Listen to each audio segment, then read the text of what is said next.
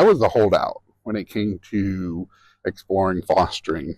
Um, Kim had approached me multiple times on wanting to explore that route or even adoption, and I just kind of always shut it down.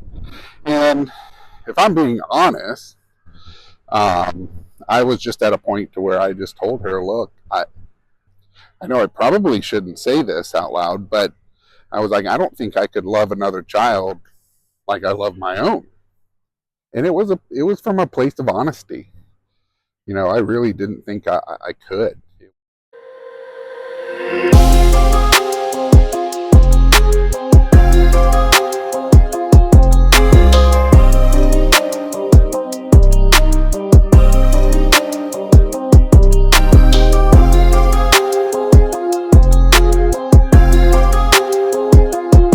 Good morning. So I get to do my own little car chat. Uh, seems like we're always doing something from the car, but it seems like the only way you can talk without looking too much of a weirdo. Maybe we're just not at that point where we're just totally ready to have a narration in public anywhere. But that's kind of where the stage of our channel is right now. So it is morning time. I usually work from home. I work in healthcare, in IT, glorified geek. And today I had to come into the office, which I usually don't have to come in very often. Most of the time it's voluntary. Sometimes it's just to break the monotony. Sometimes it's to work on projects and do some testing or meet with the team, just kind of to build the collaboration and all that corporate jargon and nonsense, honestly. But this morning, I have to come in to take an exam. So in my role with the EMR system that we work on, we have to maintain a certification. And when I first got hired, I think coming up on 5 years. Yeah, coming up on 5 years here in a couple months. Initially went and got the training, got certified, and you have to take like ongoing exams to kind of keep up, to prove that you know what you're still talking about, kind of. I'm doing that today. I've got one this week, and then I've got another one next month that I need to come in to do as well. And they're easy, like they're completely open book. So you can use your laptop, you can use your own documentation. You could use Google. It's not going to help you because of this system is pretty they're pretty strict on proprietary information. So you're not going to find a lot on Google, but you can use all your own notes, anything. So it's really just a formality. And plus, especially the one that I'm doing today, I usually work with it fairly frequently. So it should not be an issue. I'm not an excellent test taker, but I've heard a lot of people say that, I'm horrible at taking tests.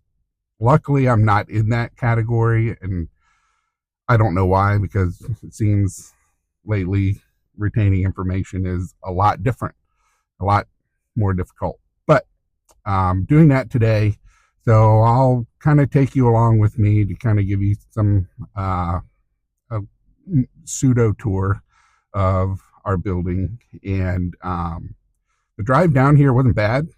A little bit of traffic.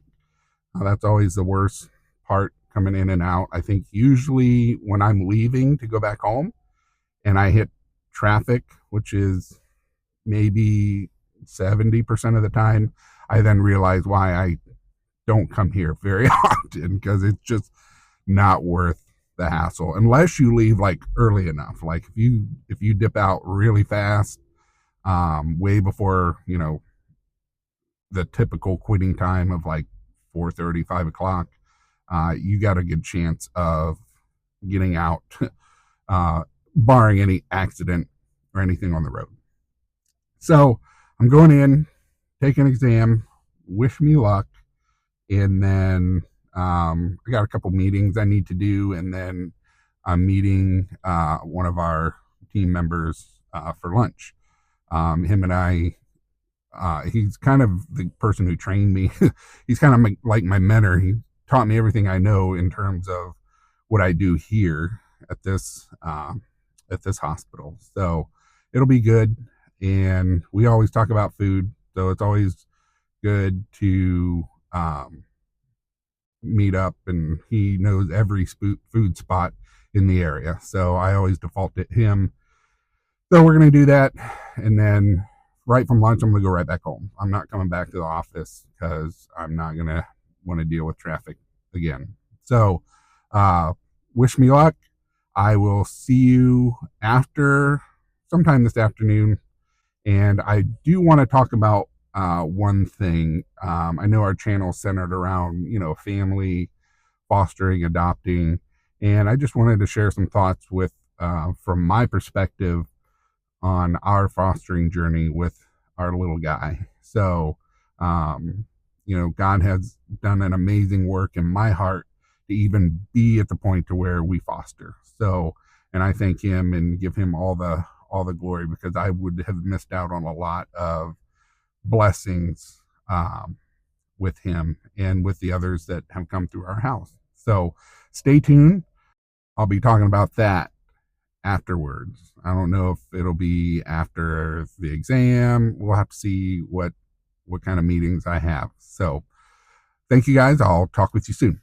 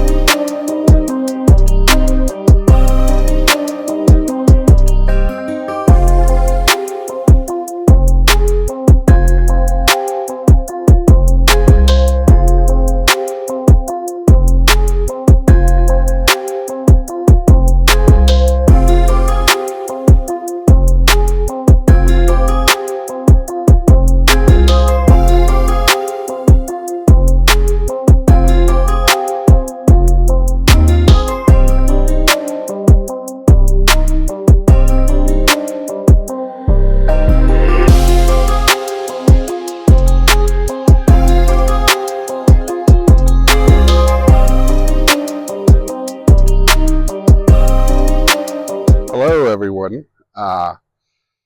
We jumped forward in time by more than a day. As you can see, I'm wearing my glasses, different hoodie, hat. I never got around to updating you yesterday. Test went fine. It was only 19 questions, and it took me, 20 minutes to take. So it was pretty easy. I kind of psyched myself out at first, but then once I started going with my gut, it was fine. But the one thing that I did want to point out, I said that I had a thought about our fostering journey, and our channel is kind of centered around fostering and adopting, because we have been foster parents for about 4 years now, and about to adopt one of our fosters, our first placement. And just kind of share my tiny slice of my journey. In one of our Q&As that we had a couple weeks ago, I was the holdout when it came to exploring fostering. Kim had approached me multiple times on wanting to explore that route or even adoption. And I just kind of always shut it down. And if I'm being honest, um, I was just at a point to where I just told her, look, I know I probably shouldn't say this out loud, but I was like, I don't think I could love another child like I love my own. And it was from a place of honesty. I really didn't think I could. It wasn't me, trying to find a way to get out of it or anything. I really felt like I couldn't. And I don't know what year that was, but I know when COVID came around, we had, you know, everything was shut down, and, opportunities were somewhat limited in helping and serving people. And so we kind of revisit that. And I just thought, just something changed. I wouldn't say like I went to her and wanted to do this, but somehow the subject got brought up again. And I was like, you know what? Maybe we can help. Maybe we can stand in the gap. Um, love a kid. Because, all my kids' friends growing up, their little friends that would come over, I would look at them like they were my own. If we were going around, if we were on a trip, or if they were at our house, I looked at them like they were my own. I wouldn't treat them any differently. I kind of look at them as my own kids. So I said, let's just see what it's all about. Let's just open the door, go through it, and see what happens. And that kind of got us going down that path, exploring it. And the only thing, looking back retrospectively, is I don't think that it had anything to do with just me coming to my senses. I really do think that the Lord placed that in my heart. When I contemplated what to talk about, I found the scripture reference in, I think it's John 3:30, where John the Baptist is talking about him being the forerunner to Christ. And one of the statements that he's kind of known for is that I must decrease, he must increase, or he must increase and I must decrease. Either way, Christ has got to be more and I've got to be less. And I think in our journey, our Christian journey of sanctification, that's what happens, is if we surrender and allow God to do his work, he will replace parts in us with his love, with his mercy, with his grace. So we're surrendering, emptying ourselves, decreasing ourselves so that he can increase. And I really think that's what started this process for me. I've been a Christian for years, but we all know that sanctification is a long process. And sometimes when we're fully surrendered, maybe sanctification goes a little quicker. Not always a mathematical formula, we like to talk and think that if I do X, Y, and Z, I'll reach this level, but that's not the Christian life at all. So that's just a little tiny slice of what I think started to happen in my heart now that I look back on it retrospectively, is that God replaced some of the desires of my heart with his love so that I could entertain the thought of bringing another child in our home and loving him like our own. Now, was adoption anywhere on the radar? Not at all. It was just, let's see what it's like. Let's get more information and see what this may look like in our circumstance. And later on, I'll add more pieces to that puzzle as we furthered our journey. But that was kind of the start of it for me. And I know some of you are probably thinking that as well. You're thinking about fostering, but you're like, yeah, I don't think I could love a child like my own. I really think you can. But sometimes it's on God's timeline. I really do think that it can happen if God puts that on your heart. Not everybody, God is called to do it. Just because you don't foster doesn't mean you're any less. God calls different people to different things. And thankfully, He's called us to this. It's been hard, but it's been definitely worth it. So thank you all for following me for this day and a half. Big gap in between, nothing there. But thank you, and we'll be continuing to share more of that journey. Bye-bye.